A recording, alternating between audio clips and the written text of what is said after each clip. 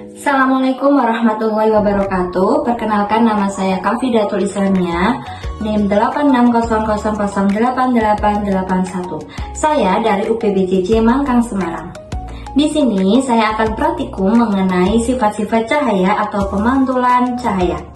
Tujuannya dari praktikum ini untuk menjelaskan sifat-sifat cahaya dan menjelaskan sifat-sifat bayangan yang dihasilkan oleh cermin.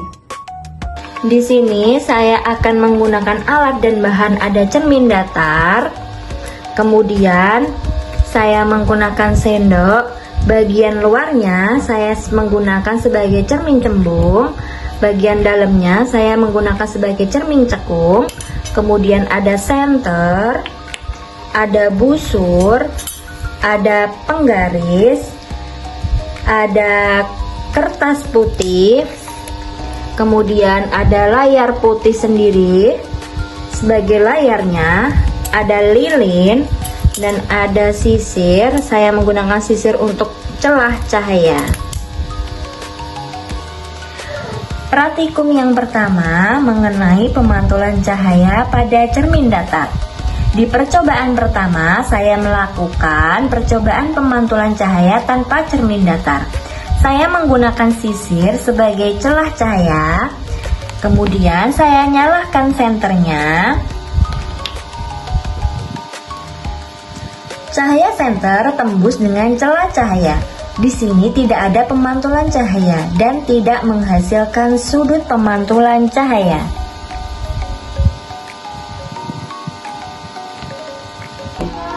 Untuk percobaan kedua, saya melakukan percobaan pemantulan cahaya menggunakan cermin datar dengan posisi sejajar.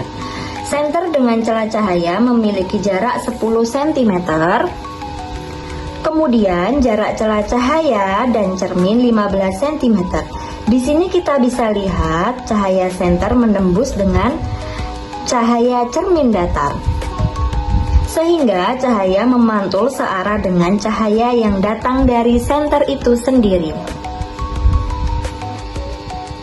Di percobaan ketiga, saya melakukan percobaan menggunakan busur derajat. Di sini bisa kita lihat ketika I sudut datang besarnya 90 derajat, maka R sudut pantul besarnya 90 derajat. Begitupun ketika I sudut datangnya 30 derajat, maka R atau sudut pantul besarnya 30 derajat juga. Begitupun ketika R sudut pantul besarnya 60 derajat, maka I atau sudut datang besarnya juga 60 derajat. Di percobaan keempat, saya meletakkan lilin di depan cermin datar. Saya mengamati bayangan lilin tersebut. Ketika saya meletakkan lilin di depan cermin datar, bayangan yang terbentuk sama besar, tegak, dan maya. Saat saya geser lilinnya, bayangannya pun ikut bergeser dengan sesuai arahan saya. Ketika saya dekatkan, bayangannya pun ikut mendekat. Ketika saya jauhkan, bayangannya pun ikut menjauh. Lalu ketika saya ukur dengan penggaris, jarak antara lilin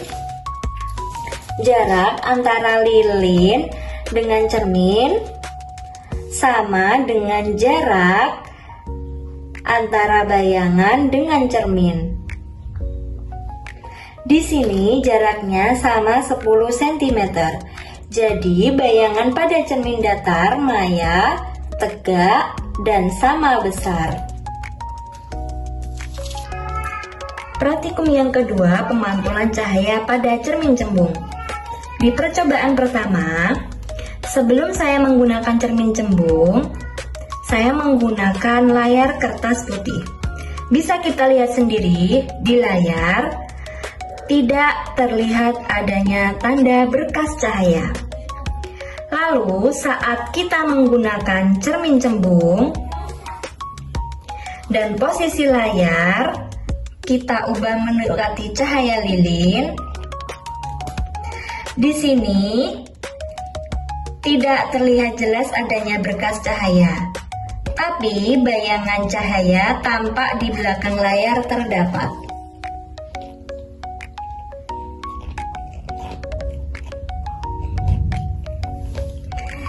Karena sifat dari cermin cembung sendiri menyebarkan pantulan cahaya.